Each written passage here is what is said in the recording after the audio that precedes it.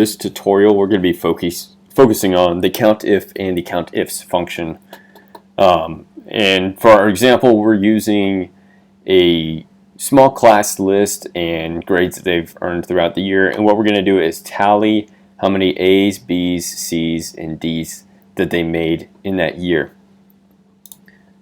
It's sometimes the lists are much larger than this, and so it can be very time consuming to go through this. So it makes it much easier just to set up this COUNTIF function.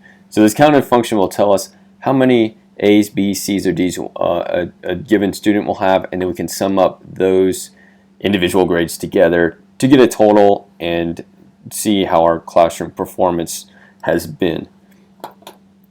So the first thing what we'll do is use the COUNTIFS function. So it looks like this, equals COUNTIFS, or actually for this one we'll just use the singular version, COUNTIF, since we don't have multiple inputs for A. So we'll do COUNTIF, and then it asks for the range, and so we'll give them the range of Daryl, and then the criteria. So for it to be an A, it has to be greater than or equal to a 90. And so to put this in, you have to put this quotation in quotations so that the program recognizes it. So we had to be greater than or equal to a 90, end quotation, and parenthesis. And so Daryl has made 5 A's. And we can go ahead and reconfirm that since this is a small data set. We have 1, 2, 3, 4, 5. That is correct. And now that we've done this once, we can just drag it over everybody else. And we can see that Doris over here is absolutely killing it with 8 A's. Now as we go on to the second one, we will utilize our COUNTIFS function. So this one has an S because we're doing a comparison. We're going to have a range of data. And so we're going to need to for the program to differentiate between. So we'll do COUNTIFS, your parentheses, and we're going to start. So for it to be a B, it has to be greater than or equal to an 80, but less than a 90. So we'll go ahead and grab this range from Daryl. Do the comma now that you have the range, and it's asking for the first criteria. And so go ahead and set up your quotation, and the lower end of the criteria is it has to be greater than or equal to an 80. Greater than or equal to an 80. There we go. And do the other comma, and then we're going to need the range again, and we're just going to reuse that range. And then the second criteria, and so it has to be less than a 90, because once it's a 90, it's an A. So go ahead and do a quotation, and less than 90. Make sure, don't forget the quotations. The function won't know what you're talking about unless you put those in there. And then we'll cap it off. And so Daryl has 4 B's. And so we can go ahead and reconfirm that. 1, 2, 3, 4. That is correct. So now that our function is correct, we can drag it across. Lillian has the most B's. Now we're going to utilize the COUNTIFS function once more. Since we have a range, now it has to be greater than a 70, or greater than or equal to a 70, but less than an 80.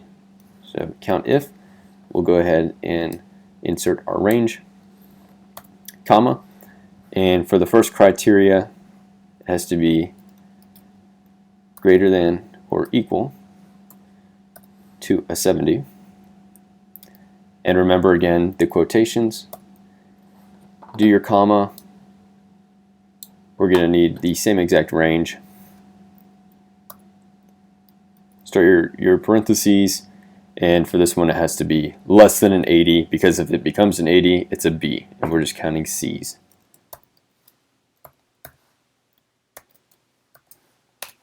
There we go, and let's reconfirm 4 C's. 1, 2, 3, 4. That is correct.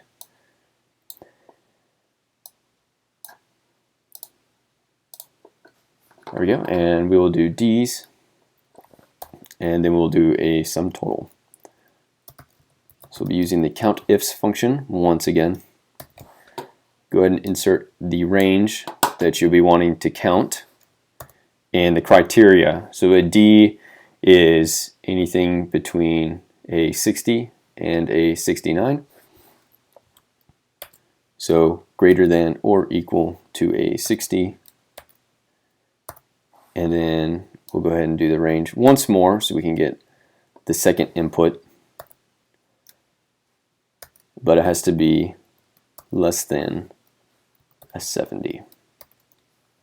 You can see right there, Daryl has made 3 Ds. We could check 1, 2, 3. We're going to drag that across. Alright, so already we can see that this is very good. Not many people are failing. That's fantastic. So we'll go ahead and grab a sum total. This is just a little bit extra just so we can see how the class has been doing. So we'll do a sum.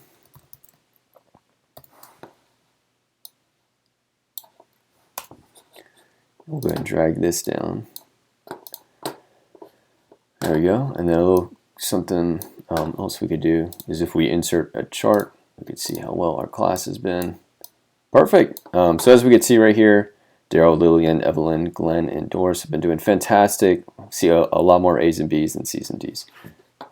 But everything aside, that is how you use the COUNTIF function up here when you only have one variable, and then the COUNTIFS functions on our B, C, and D calculations when we have a range of data that we have to choose from. All right, well, I hope that helps. Have a great day.